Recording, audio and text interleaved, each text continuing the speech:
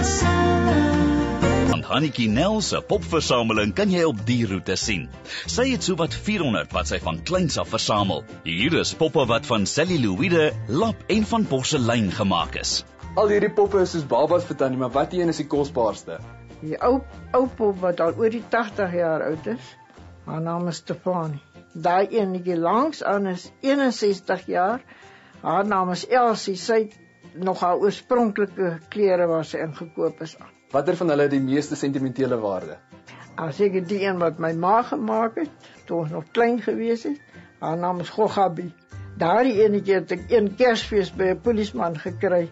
Ek en my sussie was in die winkel, toe sê die polisieman, ons twee moet vir ons iets kies wat ons wil vir Kersfees hê. Toe kies ek die pop, en sy kies 'n radio. En Kersfees, toe kry ek my pop, en sy kry haar radio, toe sê ek is so spyt, ek het nou ook 'n duurder ding gevat nie. Sedert die Hartsmeanderroete in 2007 gestig is, stop meer toeriste by plekke soos Tant Hannetjie se popversameling.